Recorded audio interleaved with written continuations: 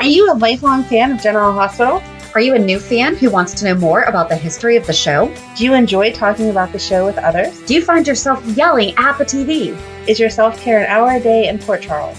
If so, we invite you to join hosts Amanda Kimmel and Shannon Coach at the place where all the hidden conversations take place and secrets are revealed. Meet us at Pier 54, a General Hospital fan podcast. Hello. Hi. Hello. Welcome to the Port Charles 411. It is finally happening. You've all asked for it. You've all heard about it. My husband, JD, is going to tell us the story of Faison. Cesar Faison. Now, let's introduce Cesar properly here. Okay. There's a proper way to do this. Okay, so let me set the scene. Okay. You see a door. Said door gets opened up. Anna starts looking at a person that has vampire cop doctor at gunpoint. It is Cesar Faison. She looks at him. Cesar looking back at his beady, evil eyes. And he so eloquently says, "Hello, Anna."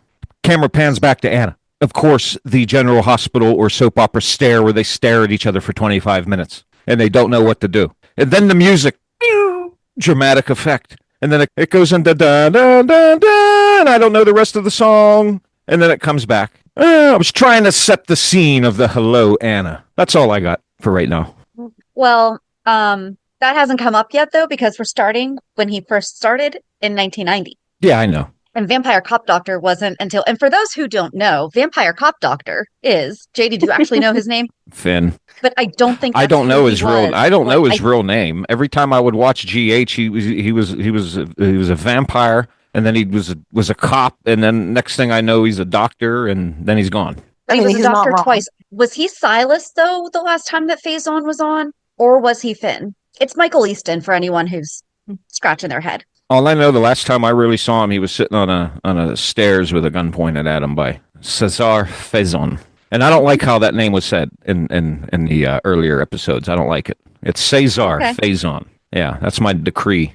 Okay. I just made it law. All right, so we are getting started with the years. So we're going to break this up into, I think it's going to be 4 sections. It's 1990 to 1992 was his first run. His second run was 99 to 2000 or 2001. And then I think there was either 1 or 2 more times. It depends on how long, because the 2015, like the 14-15, however long he was on for that, kind of really depends on how long everything actually is. So Amanda, you want to talk about anything before JD gets started? I appreciate that JD explained when he fell in love with Faison, and now we're going to start when Faison started. That's good to know. It's not, I didn't fall in love with Cesar. It's a bromance. Get it right. I was going to say, I think you have a little bit of a man crush going on there, JD, but that's okay. It absolutely is. It's a bromance. Yeah. I think it's only a bromance if it goes both ways, though. That's what I was going to say. Fall in love with you also? Yes, I do. I think he would immediately love me if he met me. Of course he would. But since he has not had the pleasure of meeting you yet, I think it really is just... I will decide, and I will decide when that happens. Okay. So you think, okay, sure. He is just sitting there waiting for your call. Anders Hove is like, you know what? He is. He is. He just doesn't know it yet. Just like on my old podcast, those wrestlers would just wait for me to call. Okay. Yeah. All right. So how we did it was I did do the write-up, but I didn't really read the write-up as I was doing it. A little heartbreaking. Curly Q Girl's gone. That is very sad. She was an tremendous help. Yes. Thankfully I started on this in December, and then as happens around the holidays, I set it aside, and then when I came back to it, you know how like you get in the workflow and then you walk away from it and then you go back to it and you're like, I have no idea what I was just doing. Yes. Right. Yeah, so that's what happened. Thankfully, I still had a bunch of the notes that I had, but for me to get some clarification is how I found out that she was not around anymore. Maybe she just needs to pay her URL fee. I don't know. That could have happened. Okay. But as at this time, that is who we used as a resource. I do believe that is it because Soap Central does not go back until 96 or 97 for their recaps. So exclusively her, a little bit of General Hospital fandom just to see if there was anything possibly missing during that time, but I don't think there was. So yeah, we are pretty much exclusively using that. Get us started, JD. Okay. So Here's what I'm going to be reading about Cesar Faison. In 1990, a man publicly known as PK. Well, wait a minute. Am I allowed to give my theory on current Cesar? Sure. Or do I have to wait? I just thought of that.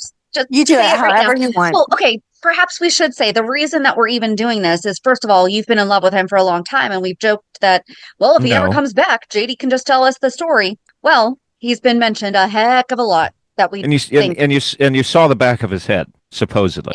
Okay, so here's the theory. Here's the new theory. Tell me if I'm wrong, but didn't Faison do a lot of wearing masks? Mm-hmm. Yes. Okay, so what if this is someone else wearing a Cesar mask, trying to allude that it's him and that he's back from the dead? Possible, sure. It's totally possible. You guys thought of that already, didn't you? Do you have any guesses on who that would be? No, I don't. I have no idea. Okay. I know Cesar, vampire cop doctor, Anna, and Valentine. Mm-hmm. I keep wanting to say Valentine, and that's it. I do that too. Mm-hmm. Yeah. Other than that, I really don't know who anyone else is, because Shannon will go, I'll be like, what happened? She'll go, so-and-so and so-and-so did this. And I'll go, who is that? That person was with this person. Who is that? Right. And that's true. You've heard me do that. Yeah. Okay. I guess it's time for me to start reading now. Yes, sir. Okay. In 1990, a man publicly known as P.K. Sinclair is living in Paris. He is an acclaimed adventure novelist whose books, The Alpine Express and The Crystalline Conspiracy, draw heavily on themes of espionage, hidden identities, and power operating out of sight. Sinclair moves comfortably among the wealthy collectors, diplomats, and intelligent adjacent circles, presenting himself as a writer who observes danger rather than participates in it. Sinclair is Cesar Faison. Long before this point, he worked inside the covert intelligence world and employed Anna Devane. Wait a minute, that's the cop. That's Anna, yeah. That's Anna, yeah, that's right. During this time with the DVX. Central to this entire thing. There's a whole reason why I had a brain lapse there for a second. Come on. Okay. His methods favor distance and indirection, and he operates through intermediaries rather than confrontation. By the time Sinclair is active in Paris, he is already positioned near the World Security Bureau through his discreet dealings with Sean Donnelly, maintaining access to information and influence without appearing on official records. In Port Charles, Anna Devane's marriage to Robert Scorpio is under pressure. Is that Scorpio is the Australian dude? Yep. Robert, that's who you're talking about right now. Okay, that's who I thought. Their work frequently keeps them apart, and when they are together, conversations are shaped by what cannot be said. Robert is still deeply tied to WSB operations, while Anna increasingly weighed down by personal loss and unresolved history. Decisions are made quickly, explanations are postponed, and both of them begin acting independently rather than as a unit. The strain deepens help me with this name, is that Paget? Yeah, Paget. Well, I want to pronounce them properly. Yeah. I know, Paget. The strain deepens with Paget Smith when Paget Smith is arrested and claims to be Duke Lavery. Anna is drawn to him immediately, not only because his resemblance to Duke, but because he knows things only Duke would know. Robert remains skeptical and insists on verification, but Anna begins visiting Paget without Robert present. She searches Paget's apartment alone and finds a photograph of herself with Robin, which both alarms her and convinces her something larger is at work. Robert, meanwhile, questions Paget aggressively and orders background checks that contradicted Paget's story. When Anna defeats Paget, how many times can I say Paget here in a sentence? Robert hears it as misplaced trust clouding her judgment. When Robert insists on moving Paget to the federal custody, Anna sees it as another man taking control of her choices. They stop sharing full information, each acting on separate conclusions drawn from the same events. The tension worsens after Olivia Jerome is shot and dies in the courtroom. Her final words point Anna back towards Duke, reinforcing Anna's belief that Paget is telling the truth. Anna kisses Paget after learning Oliver has died, a moment Robert walks in on later. The sight confirms what Robert has been struggling to accept. Anna's heart is still with Duke. As Anna pushes for Paget's protection, Robert focuses on securing evidence and containing fallout. They argue over logistics, safe houses, prison transfers, timing, but the arguments are really about trust. Anna believes Robert is unwilling to see the truth because of jealousy and fear. Robert believes Anna is willing to overlook facts because she cannot bear another loss. When Duke is finally smuggled out of prison and fatally wounded during a confrontation with Gillian Jerome, the final rupture occurs. Duke dies in Anna's arms before Robert arrives.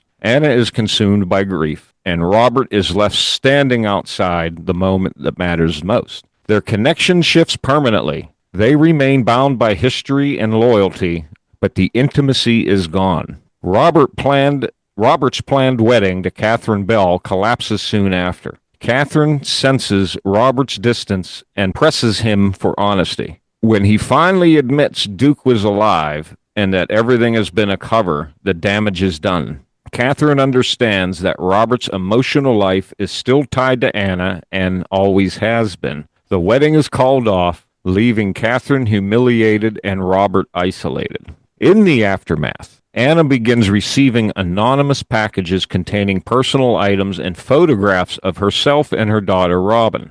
Anna assumes Julian Jerome is responsible and focuses her attention there, unaware that someone else has access to her past and her private life. While Anna and Robert travel to Scotland to return Duke's body for burial, a storm hits Port Charles. When it clears, a young man named Casey Rogers appears on the Lavery property. He hides in the garage and avoids being seen. When Robin discovers him, she brings him food and listens to his fragmented explanations. Casey eventually tells Robin that he is from the planet called Lumina.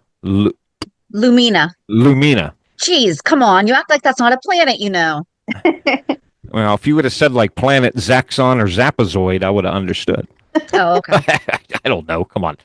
He explains that he is stranded and that his abilities differ from those of humans. Robin sees him perform physical feats and shouldn't be possible, and notices that he learns by scanning information rather than reading it. He struggles with social norms and tries to understand human behavior through observation, including checking out books from the library to fill in what he doesn't know. Robin's crystal reacts strongly in Casey's presence. It glows more brightly and more often, reinforcing her belief that Crystal and Casey are connected. Casey tells her that he needs to reach Spoon Island, where Robin originally found the crystal. He believes the island holds answers about what happened to him. Casey attempts to get there on his own by going to the docks and trying to take a boat. The attempt fails. Robin decides to help him and approaches Larry Ashton, who owns a boat called the Aphrodite. She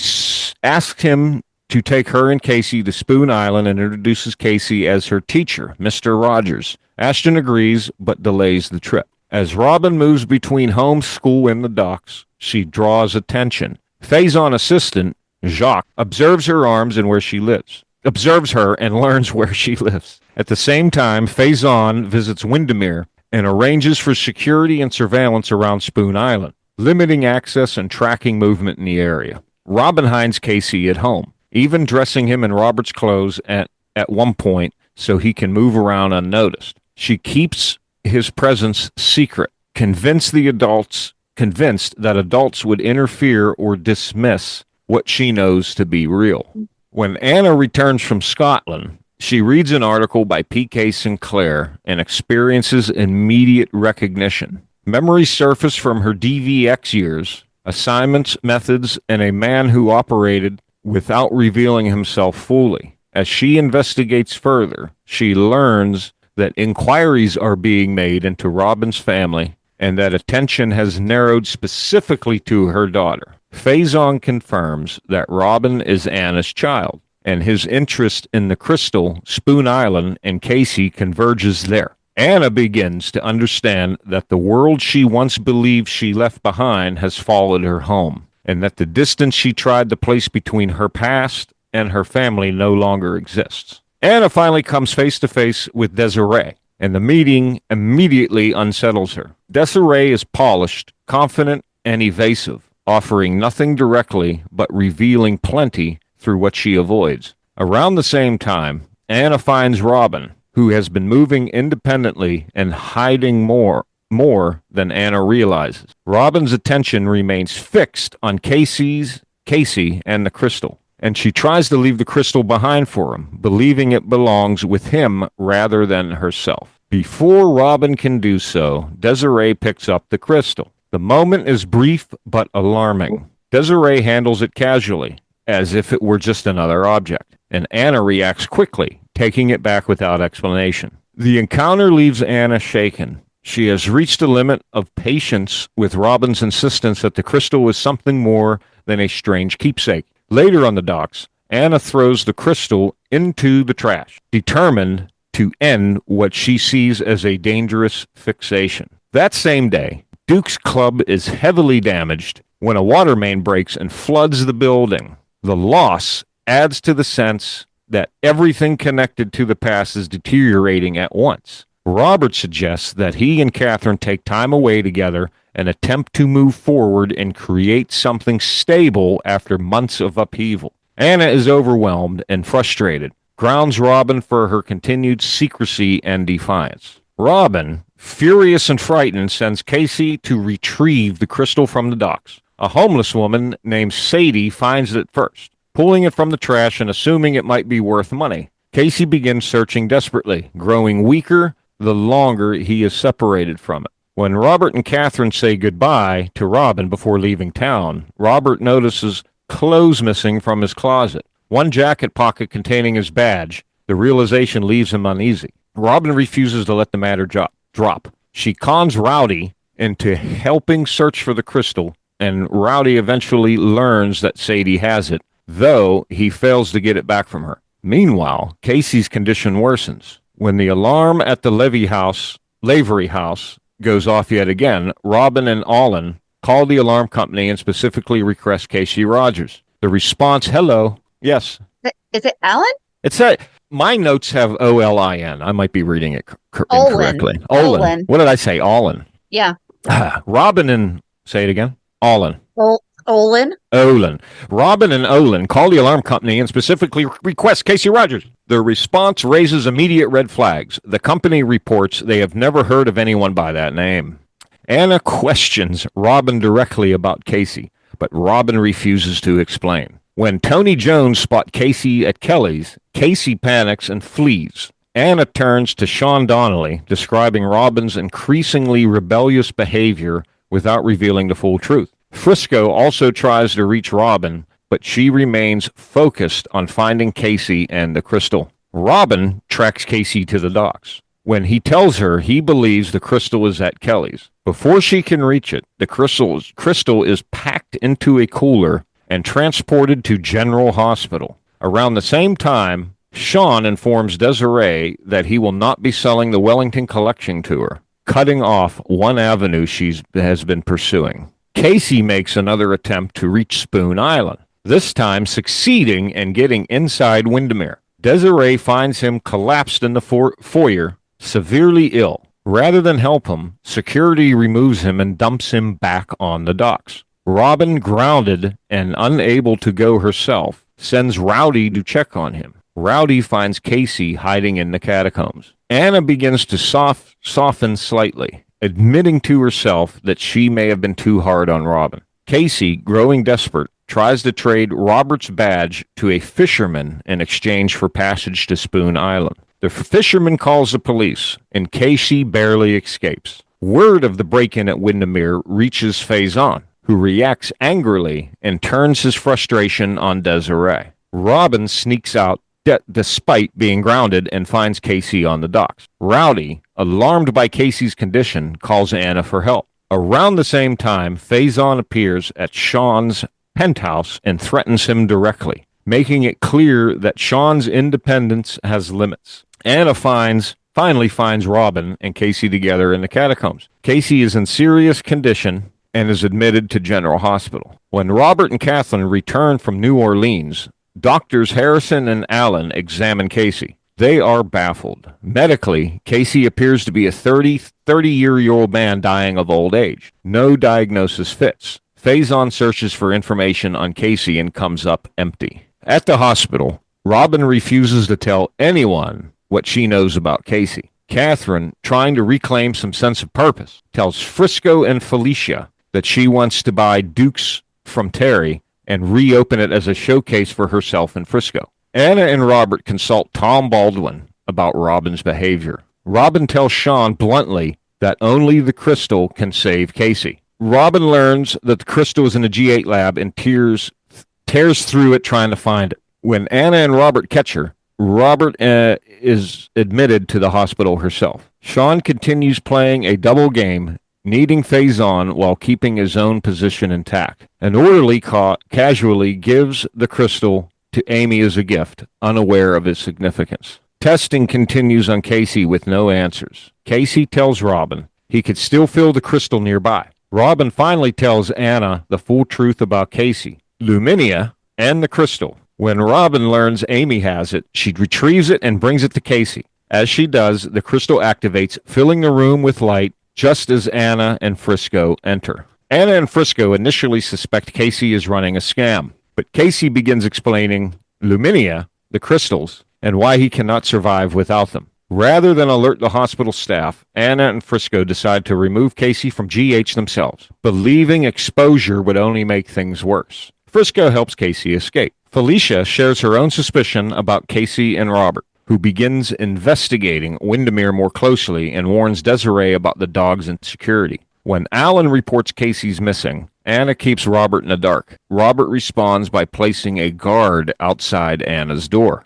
Anna is forced to explain everything to Olin. Frisco helps hide Casey when Sean arrives unexpectedly. Casey explains to Anna that the crystal can be dangerous if controlled by the wrong people. Sean visits Faison, acknowledging that he knows Sinclair's true identity. Frisco attempts to infiltrate Spoon Island, but is chased off by the security dogs. Sean offers Faison information in exchange for the Wellington collection. Robert confronts Anna about her actions the day Casey disappeared from the hospital. She lies to him. Robert reacts strongly to the argument, and Anna and Robert make an effort to smooth things over for her sake. Anna and Robert maneuver Felicia out of the house so Casey can safely come out of hiding. Sean becomes curious about Faison's interest in the porcelain dog from the Wellington collection. Robert learns Catherine has bought Dukes and tours the renovations with her. Frisco reports that when he sees that he was seen on Spoon Island. Faison continues writing, while Anna asks Sean to confirm whether Faison is truly dead. Sean offers to investigate and advises Anna to stay away from Spoon Island. They agree not to involve Robert. The pressure builds. Anna buys a copy of the Alpine Express. Robert hits dead ends in his investigation of Desiree and grows increasingly certain Anna is hiding something. Sean later tells Anna that Faison is dead. Around the same time, the porcelain dog is authenticated. Anna arms herself and goes to Spoon Island. Faison sees her arrival on the surveillance cameras. Inside, Anna finds the Alpine Express on the desk and confronts him about writing the book that mirrors her past as an agent. Robert, suspicious, leaves a reception early and realizes Anna has gone to the island. Did you watch any of this? I did. Is this in the stuff that you watched? It is. Because you don't seem super surprised about this whole alien thing.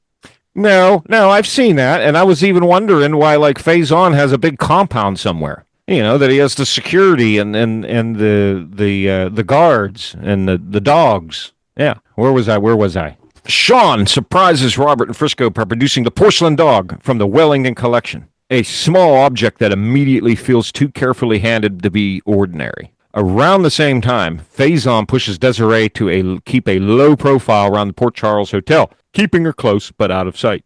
Anna and Casey set out for Spoon Island by raft. Casey is visibly weakening, and Anna can feel time narrowing. Once they reach the island, they don't have to take advantage of hiding for long. Faison's security system catches them almost immediately. Catherine throws herself into work on the Desiree renovation, filling her days while Robert keeps slipping back into the same old orbit of secrets and danger. On Spoon Island, Casey warns Anna again that the crystal is not a harmless curiosity. If Faison tries to force its power, Casey says it could annihilate the Earth. You see, hold on. Anna pushes forward anyway because Casey's condition is deteriorating and she has no other path. You know why this never actually, I went, what, or wow, or you're kidding me? There's now a secret crystal that can destroy the Earth? Because you got to suspend reality on this show? Considering when you all told me people have been killed and brought back to life so many times, hey, we're going to make this person 15 years older, but everyone else is going to be the same age, you know? Yeah. This is the only alien that we know of, though. So that's why we were shocked. I'm not surprised because with these, I mean, if you want to look at the same as pro wrestling, where it's both a soap opera, you had a guy that would summon evil demons from the netherworld and put them in a lightning bolt and strike people. Okay. You know, so you kind of got to suspend disbelief there for a while, and you know it's a TV show. Not to like put anything down. It's just that, you know, I don't know. Yeah, but we still say, what the heck is that? Oh, no, I was still thinking that. Like, what? Like, when I was watching all this, I literally sat back, and it's just like the alien thing. I went, aliens now? Yep. Okay, where's now? Okay, why don't they do aliens now? You know, instead of 30 years ago. Hey, let's bring zombies in or something, you know, or aliens, little green men, Martians. Yeah. You know, well, heck, why don't we have Faison come back to life and he can fly? Just by flapping his arms or something. Why don't you make someone, I mean, if you can have someone be a vampire, why don't that make someone fly like Superman on GH? You know, we got aliens and secret crystals that are going to annihilate the whole universe. Okay, but here's the thing. The vampires were technically on Port Charles. It's still in Port Charles. No, it was on the show Port Charles. Where's General Hospital? It was a different show, though. But where's General Hospital? But it doesn't matter. This is where we suspend belief. Amanda, where's General Hospital at? Where's it located? It is located in Port Charles. Thank you. Thank you. So whether you're on General Hospital or you're on the show Port Charles or you're on General Hospital, which is located in Port Charles, it's still the same universe. But they don't cross over. They don't, because there was also a nighttime spinoff that was called Night Shift, and stuff would happen at night, like, you know, overnight in the ER, and then it would never be brought up the next day. Like Dr. or Mr. Jones that almost died, they're not going and checking on him the next day. It's like that never happened. Why did they do that? I don't know, but yeah, it was too much already. It was 3 separate shows. So, but your wrestling clarifies. I just asked Shannon, like, what is your husband watching that he's not shocked by an alien? There must be some crazy stuff. So you're wrestling with lightning bolts. That makes sense. Now I understand. I mean, okay. Why it's not so shocking to you? You have the Undertaker who has bat wings on, who gets lowered down from the rafters, and then when he gets down, he puts his head up, and then you have fire come behind him.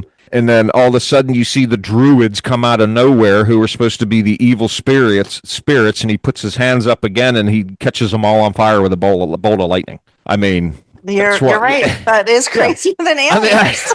I understand now.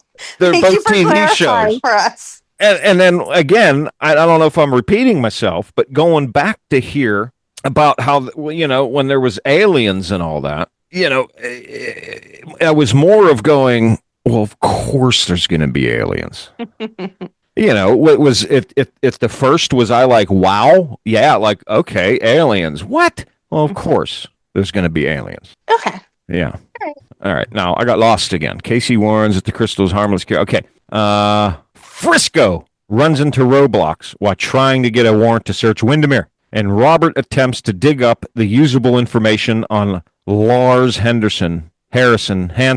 Sorry, my thing just my screen just flickered. Sorry. Lars Hansen to go nowhere. On the island, Faison turns the knife in a different way. He shows Anna that latest cover for his book and presents it like a trophy. Proof that he's been writing their history in something he controls. Then he makes his threat plain. Whether Casey lives or dies will depend on what Anna chooses to do next.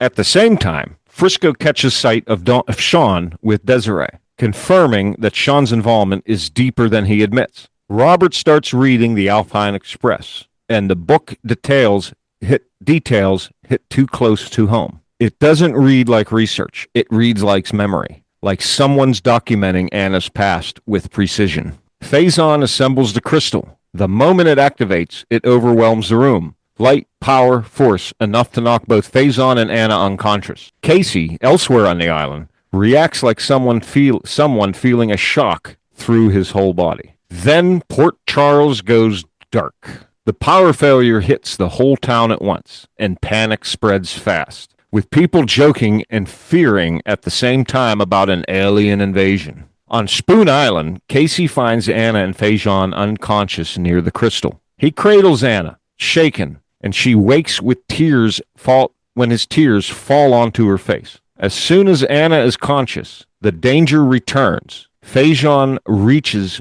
for the crystal pieces again. Casey warns him not to rejoin them. Faison, desperate and consumed by what he has felt, begs Casey to tell him how to use the power. Casey restores the power to Port Charles. Robin, feeling the sudden change, believes it may mean Casey has gone home. Anna, still on the island, makes her position clear to Faison. She is going to help Casey, and she will do what she has to do to get him there. A deal begins to take shape.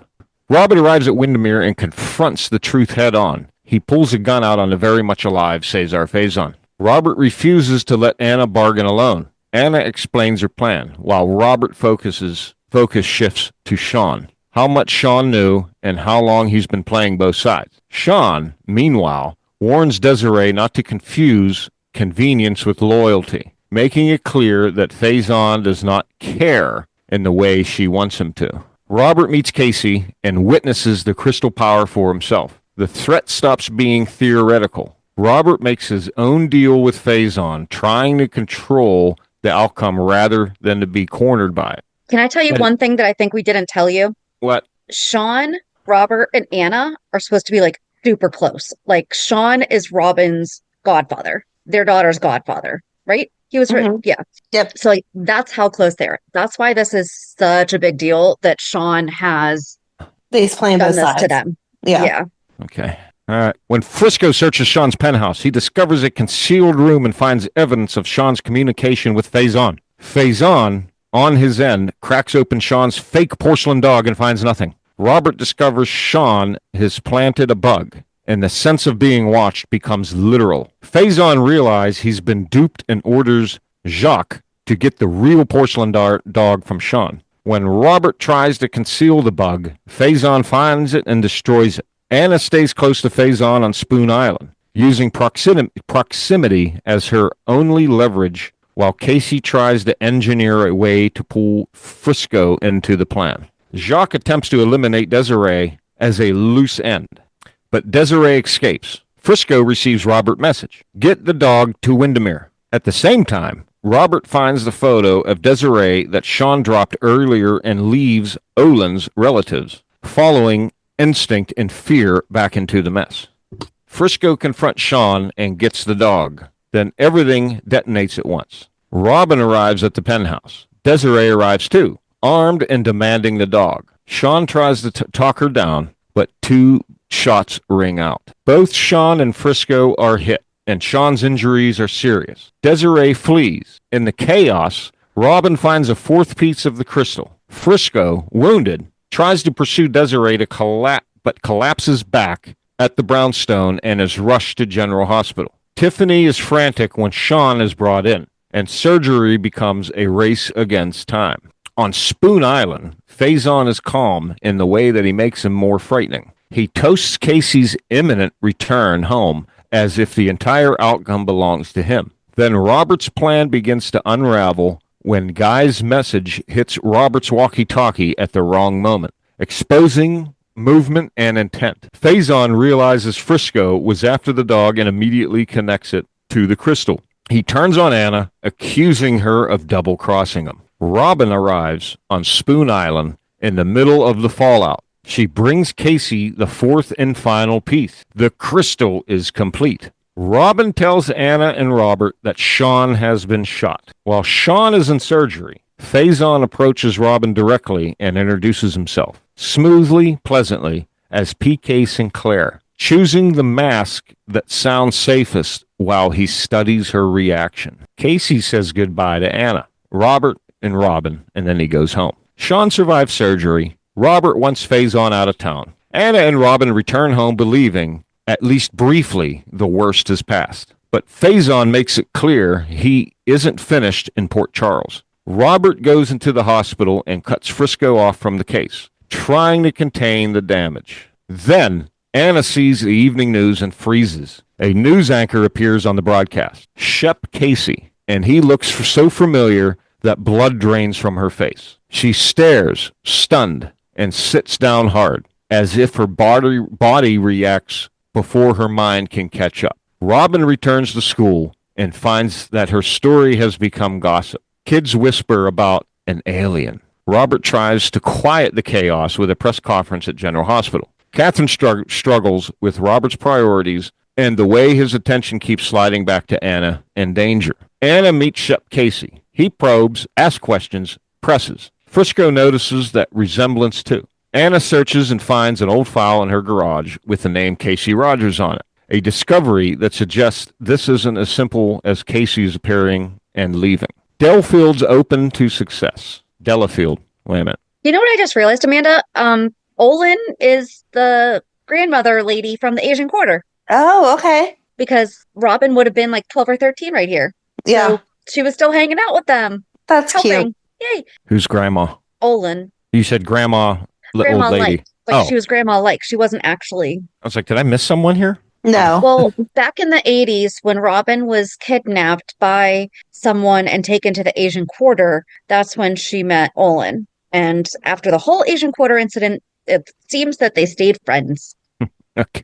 Delafield's open to ask questions along the way if you need clarification for things. Delafield's open to success. Robert tries to carve out private time with Catherine, even sharing a quiet dance before the door opens. But Anna interrupts with urgent business. Another reminder that Robert's life with Catherine keeps being crowded out by what's happening around Anna. Catherine's resentment grows sharper as the pattern repeats. Robert questions Jacques and Faison about Desiree's whereabouts. Robert wants Anna and Robin protected until Desiree is found, and he spends the night at the Laveries. Anna and Robert agree their next move against Faison will be something they do together. Sean's roles begin to crack. Robert senses manipulation and dodging. Anna and Robert confront Monica when Sean is moved, demanding to know where she's been taken. Then Faison gets word that Desiree has been found dead in Bangkok. Sean finally admits the deal he made with Faison, the betrayal that set Robert up and helped destroy Robert and Anna's marriage. Sean goes further than confession. He insists Robert and Anna are soulmates, claims they belong together, and names himself as the reason their marriage fell apart. Robert and Anna vow to take Faison down. Hasn't Anna always wanted to take Faison down? Or somebody. Yes-ish. Because remember back at the beginning, it says that basically he recruited her to the DVX. So he kind of like trained her first before she went to the WSB. Right. He took advantage of a young lady. And then she realized, oh, this is not good. Remind me what the WSB is again. World Security Bureau. Oh, yeah. Yeah. And then It's the like- DVX is like the bad side of it. Like WSB is supposed to be for the people, and the DVX is all the corrupt people. I just didn't remember what it stood for, that's all. Yeah. It's like the DVX is like chaos on Get Smart. Chaos and control. Yeah. Okay. Right. Maxwell Smart is like Robert Scorpio. Australian guy. Yeah. Yes. Okay. Catherine hears Robert muttering in his sleep. Anna's name, Sarajevo, forever. And it lands like a verdict. Robert deflects, but Catherine can't unhear it. Frisco, angry at being shut out, pushes back until they tell him the truth. Felicia is pregnant, and they want him safe. Frisco understands the logic, but feels the exclusion. After he leaves, Anna recognizes the old pattern returning. Secrets, walls, isolation. Robert goes to Bangkok and tries to prove Desiree's death wasn't suicide, and returns with nothing conclusive. Faison learns Robert went, then decided it's time to apply pressure. He sends Robin a letter, an offer to help her write a book about Casey. turning Robin's grief and curiosity into a new line of contact. Anna confronts Faison about contacting her daughter. Robert tries to get the WSB to move against Faison, but they insist Faison is dead and refuse to act without proof. Robert refuses to reveal his source, which traps him. He knows Faison is alive, but he can't force a system to admit it. Faison presses Anna directly, speaking as if a future between them is possible. Robert learns about the letter to Robin and becomes even more determined. Catherine overhears enough to realize Robert and Anna are moving against the man on the island, and Catherine reaches her limit. She calls off the engagement. Robert tries to explain, but Catherine has heard what she needs to hear, especially when she recalls him saying he'd kill Faison before he'd let them take Anna away again. When Robert tells Anna about the breakup, Anna insists she loves him but isn't in love with him, then pushes him to go back to Catherine and stop talking long enough to make her feel chosen. Faison invites Anna and Robert to Spoon Island for a lavish lunch, and Anna takes a small risk. She pockets his lighter to get fingerprints. The lab report comes back with a punch. The prints don't match Cesar Faison. They match Harry Steinfeld, a long-dead WSB agent. Robert goes to Washington and digs deeper. In Steinfeld's grave, they find his hands have been cut off, and inside the casket is a cigar with the initials Cesar Faison. Or CF. I'm sorry, CF. Oh, Wait a second, did you watch that? Huh? Did you watch that? I saw it, but now I'm letting the audience know. You guys are more than I am. That's so gross. I have not watched any of this. Oh, okay. Well, That's hey, I got something to tell you. We don't know a lot of this. I got something to tell you guys. An audience, listen up. They find Steinfeld's hands cut off in his casket. Okay, so wait a second, Amanda. Didn't they just have this situation though with a WSB agent that it had to do with like right before she was exposed as being a double agent? There was somebody else that they were talking about. Brennan's secretary. No, that was Colette.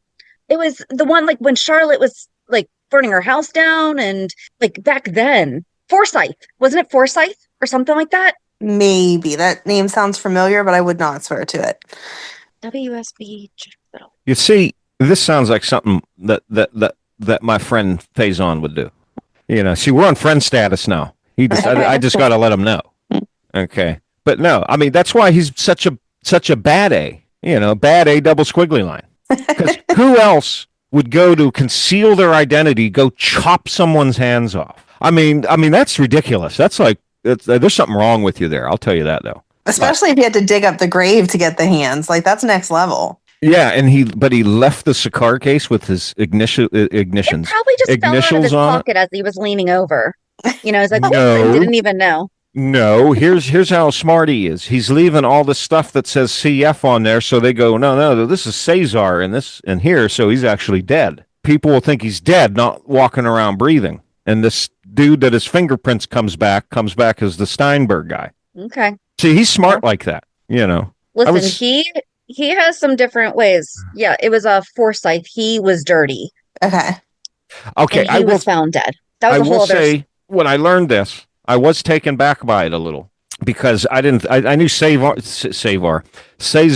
Faison was a cool bad dude, but I didn't know he was going like chopping hands off. Yeah, that's crazy. He wears the mask, he kidnaps, he'll shoot someone here and there, but the usual, yeah, for Cesar, we all do that every day. It's not a big deal. He'll kidnap someone who he has his dogs that he'll have him maim someone if they're trying to get him. Okay, but cutting someone's hands off, I mean, that's another level right there. Yeah. That's just wrong. But if he was trying to do what I think he was doing was, hey, I'm leaving all this stuff that says my initials on it or whatever in this grave. So it's Cesar that's dead, not walking around. I already said it. Yeah, Yeah.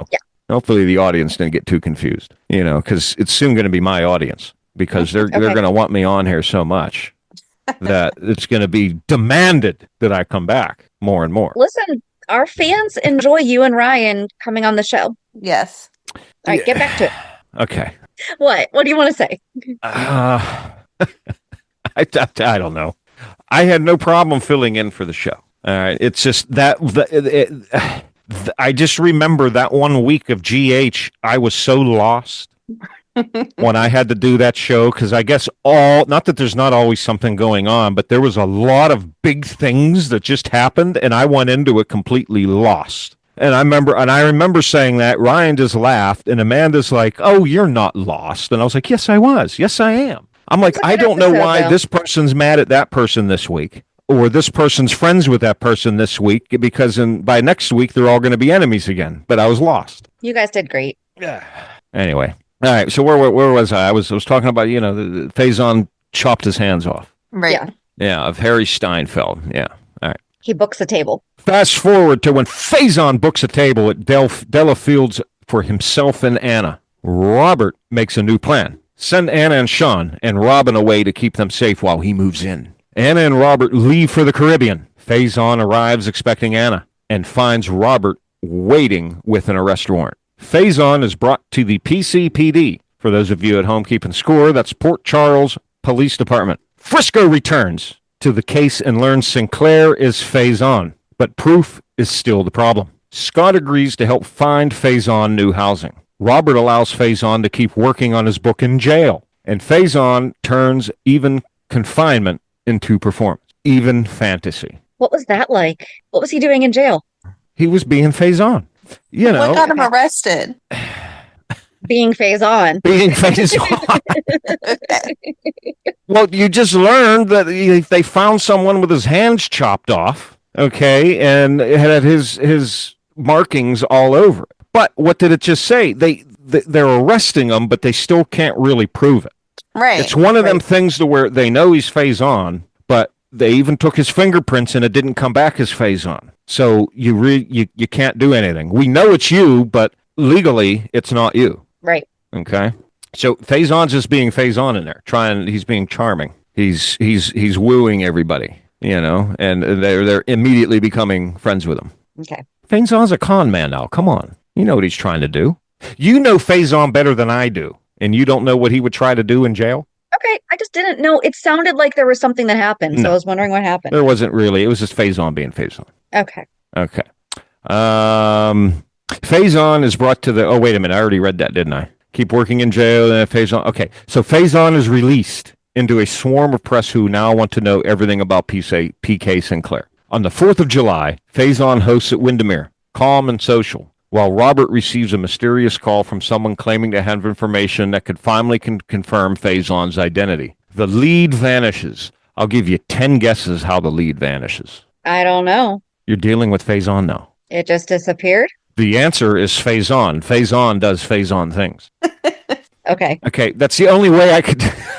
The lead vanishes. The file on the informant disappears. In the meanwhile, Faison shifts tactics again. He announces he wants to buy Spoon Island for $5 million, forcing legal and social leverage into the open. Scott edges towards a deal. Lucy overhears enough to become a witness that a verbal agreement exists. Robert begins July still chasing loose ends. He investigates the robbery at body heat, while Lucy, always looking for an angle, meets with Faison and tries to maneuver her way back towards Wyndemere. When Anna and Robin return home, Anna learns Faison has bought Wyndemere. The news lands like a door slamming shut. He isn't drifting through town anymore. He has planted himself in the center of it. Anna and Robert warn Robin not to have any contact with PK Sinclair, and Robert goes straight to Faison with his boundaries. Stay away from Robin. That doesn't stop the gossip. When Anna and Faison appear together at Delafield's, they instantly become the talk of Port Charles. The public sees a glamorous new pairing. Robert sees a threat standing too close. Anna stays controlled on the surface, even as she's measuring every move. Anna's date with Faison continues, and the attention intensifies. A photographer tries to capture proof of them together. Faison snatches the camera and destroys the film. The message is clear. He will decide what the world sees, and he will erase what he doesn't want recorded.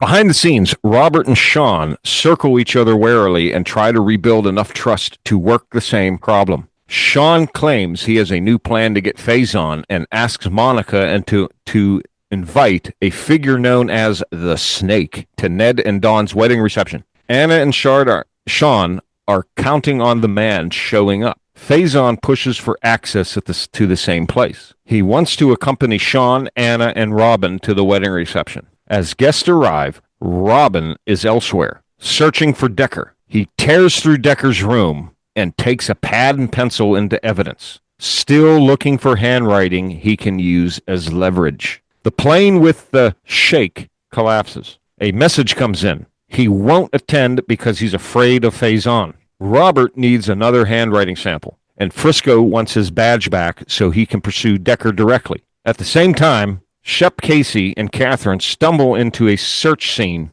at Wendy's apartment, where Robert and Guy are digging for anything that ties the case together. Faison pivots back to Anna and tries to pull her closer. He asks her to return to Wyndemere with him, but she has a surprise. At Wyndemere, Faison drops a mask of casual flirting and moves into possession. He proposes marriage and asks Anna to move to him to Switzerland. Anna keeps her composure, but she's relieved when Sean interrupts the urgent news. Dawn is missing. Almost immediately, the investigation spreads. Robert finds missing Midvale newspaper hidden in Wendy's room, confronts Charlene, and begins building a tighter picture of who's been lying and why.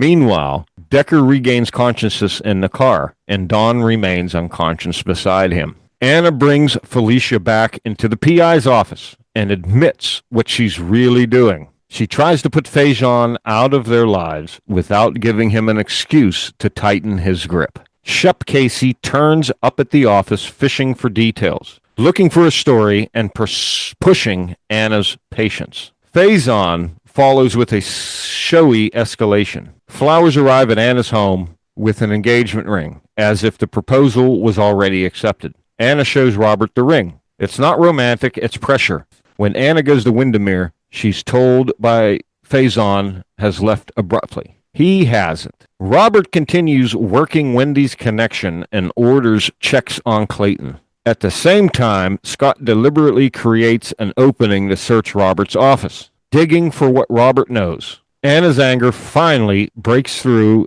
when she sees the portrait Faison has commissioned. Anna, Faison, and Robin pose together like a family. That would have been a really good painting for them to have in that room that they were keeping her in. Oh, they should have had that on the wall. Oh, that would have been recently? great. Yeah, because that's creepy. Remember how she's been kept in that room and she's been talking, she's been talking with Faison. Hanging above the her couch. a copy. Remember, I called you in when they showed the cigarella, Yes. and so they had just given her the book, also the Crystalline Conspiracy. Mm-hmm.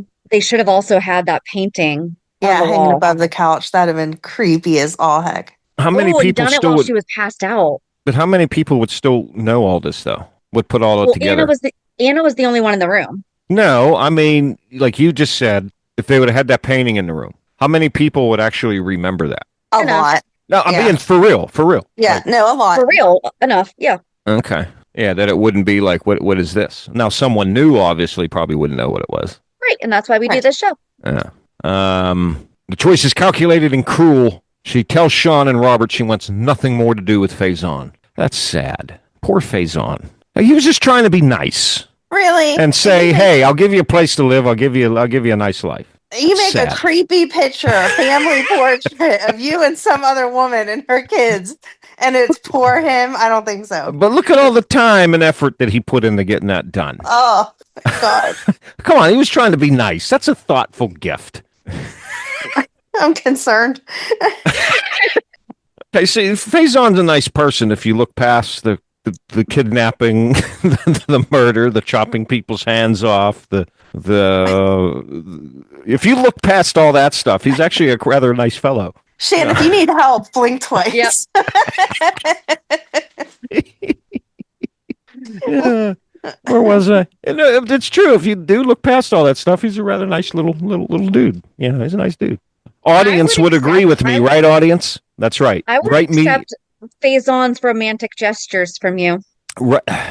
Now, Wow. remember you guys were like after your Wow. first date on your No, second. but I'm just saying, hey, listen, Wow. my husband is saying he thinks that Faison's a nice dude and that he's just trying to do nice things. Okay, I would appreciate the gestures that Faison has done for Anna. no, you would accept that now. If on the second date he would have showed up with a portrait of you, him, and your kids, you would have been like, "What in the The phone would have been. I would have been blocked. She would have had a new phone Right. number. profile moved. deleted?" They would have moved. No. Wants nothing more to do with Faison. He tells. Okay. She tells Sean and Robert she wants nothing to do more with Faison. You heard that part, right? Yeah, I already read that. Okay. Sean responds with something practical and dangerous. He tells Robert about Ramondo, a man who might be able to remove Faison if they can meet his conditions. Faison leaves town again, just long enough for everyone to question whether it's real. Robert wants to go to Ramondo immediately. Anna insists on going with him.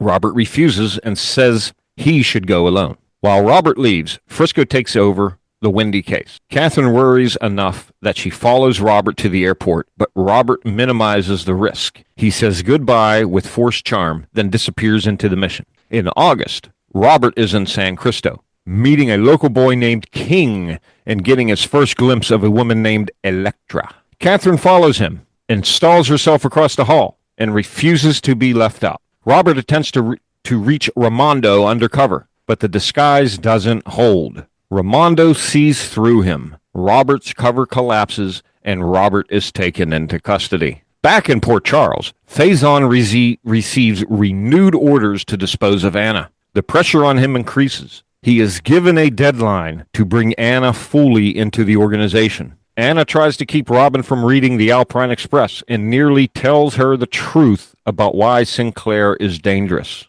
In San Cristo, Electra offers Robert a path out, but it requires obedience and risk. Robert learns he's on an execution list. He's on an execution list. In Santa Crista, Electra offers Robert a path out, but it requires obedience and risk. Robert learns that he's on the execution list. Yeah. Electra gives him a poison to simulate death. Robert drinks it, is declared dead, wakes up in time to escape, and flees with Catherine. They board a plane back towards Miami and discover King stowed away. Robert returns home with grim news. Ramondo won't move against Faison without Roman gold. A new mission forms. Find the DVX heads who each hold a gold coin. Anna volunteers to go back to Wyndemere, and when she arrives, she notices Faison wears one of the coins in his watch. Anna agrees to marry Faison. Was it like on a wristwatch or a pocket watch? It was on his watch. That if he I think it's the back of the watch. Yeah. Oh, okay. It wasn't. I was trying to picture it. Picture the watch on the that thing that you take off the back of your watch, like a regular. Yeah. I don't know why I know that, but yeah. Yeah. I forget. It's not just called a cover. There's an actual name for that. I'm sure. Yeah. But yeah, the cover essentially. The back cover. So Anna agrees to marry Faison. Then she does one thing she's been holding back. Tells Robin the truth. Who Faison is, what he did, and what she is about to do to stop him. So what have we learned there, boys and girls? She's marrying Faison to try to stop him. Okay. So does that marriage count? It's a work marriage. She's doing it as a job, or her job. Wait a minute, I said that wrong. Marriage is a job. I feel like it doesn't count, but financially, I want half of Faison's assets. Heck yeah, that'd be a lot of I don't think he really money. actually has assets. I think he's just a con man. See, Faison's a nice dude, and he has all that to offer, you know. He has to have some type of assets if he can afford all that security and everything. So I want half of what he's got. I think he's printing his own money, though, you know. Or he invested in gold, hence why he wants the gold coin. All right, there you go. Okay. From there, the con tightens. Anna searches Faison desks, finds fan mail and faxes, and begins to suspect the letters are coded communications. She obtains the fax, works with Sean and Robert to decode it, and keeps pressuring until she breaks the code. Once she does, their plan shifts from guessing Faison's moves to intercepting them.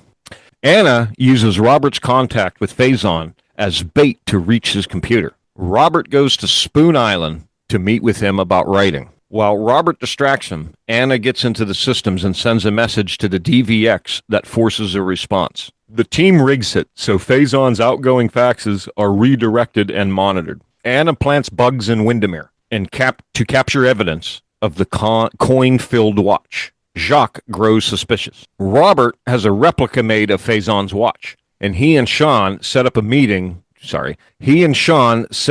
trap at the airport. Ramondo appears at Robert's cottage and watches surveillance of Spoon Island, then agrees to help if they get the 4 coins. Ramondo also wants King. King overhears. Catherine refuses to allow it. With Anna's wedding approaching, the pressure becomes brutal. Anna drugs Faison long enough to swap the watch. Jacques warns Faison Anna can't be trusted. Faison discovers one of Anna's bugs. At the same time, Robert and Sean confront DVX agents who hold King hostage, and Robert bargains for the coins. Faison realizes his watch is a fake. Robert gives him a head start, 30 minutes to leave town, before Ramondo is sent after him. The case shifts, but it doesn't settle. Anna leaves for Midvale on another job while Robert and Catherine swing back into volatile intimacy, fighting, breaking things, then pulling back together. In the middle of a crowded stretch of missions, politics, and investigations, Anna receives a package from Ramondo. Inside is confirmation. Faison has been taken care of. How? What? Well, it's kind of an open term, though. He just said Faison's been taken care of. That could mean anything. It really could. Doesn't mean he's dead. Could mean just he's beat up. He's thrown in jail. He's being held hostage somewhere. I don't know why you do that to such a nice guy. Okay, so I know that I said that we were going to be breaking this down by times that Faison was on the show. However, I did not take into account that I didn't know JD's cadence yet when it came to reading things, which is, I am used to writing things for Amanda and I to read. And so it was written that way, and now I know going forward. However, we did record the second half of part 1. But we are just not going to release that right now. We are going to stop here right before 1991. So we got through 1990. To hear my book report on 1991. It's not a book report. You didn't do it. You're the kid that would have stolen my homework. No, I'm not. You are. Well, if I did steal your homework, the first thing I would have said when I saw you was, "Hello, Anna." So, or would you prefer young Cesar? Hello, Anna. I don't know. Okay. I don't know. There's something about the deeper voice. Just gonna say that. Hello, Shannon. Anyway, as I was editing, I realized that this was gonna have to be a 2-parter. That's also why Amanda's not on the ending. So yeah, next week we will definitely be releasing part 2, and then going forward, we are also going to give JD a break, and we're going to do it how Amanda and I typically do. We're actually going to join in with him because that is a lot. It was interesting about Cesar, though. But yeah, I'm sorry. Like I didn't take that into consideration when I was writing it. So, but yeah. So thank you for hanging in there through this. I'm looking forward to it, though. I know that you really enjoy Faison, but I do, and I think my audience is going to enjoy the second part of Cesar Faison, or should I say 1991 Cesar Faison. 91 and 92. Yes. So I guess we'll see on Monday if he's finally shown up this week as we recap this week's shows. Have a good weekend, everybody. Oh, everybody. Amanda doesn't say everybody. Well, I say everybody because I'm talking to my audience here. You do have fans. I do. Okay, we'll meet you at the pier. Meet you at the pier. No, you say bye. Oh, okay. Bye.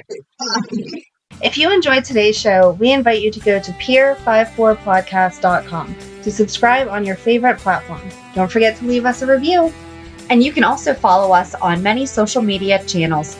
Just search for Peer 54 Podcast. Also, we are not perfect, so if there is something that we missed or messed up, just let us know by emailing us at peer54podcast@gmail.com.